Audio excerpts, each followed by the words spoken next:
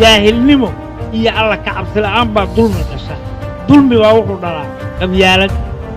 qabyaalad baa waxay dhashaa qaran la'aan qurux la'aan qaynuun la'aan qorshe la'aan qadarin la'aan isqabad la'aan moogta qas iyo qalalaasta iyo qawrac iyo qax iyo hoog iyo boo dhan bay dhashaa haye maanta ma ku jirtaa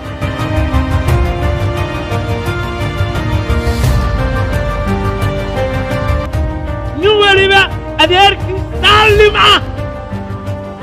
oo tuug ah oo siyaasadda ku jira ma u khudbeeya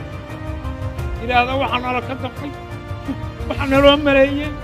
waxaa naloo quuray intaa taa ku jidhaanna wallaahi billaahi tallaahi waad hoogaysaan oo waa ba'aysaan oo waa jabaysaan oo inaynaan qaran helayn oo qiime helayn oo qurux helayn oo qadari helayn ma ka baxnaa waxaad tihiin aqoon-yahan maahidina waxaad tihiin akhristayaal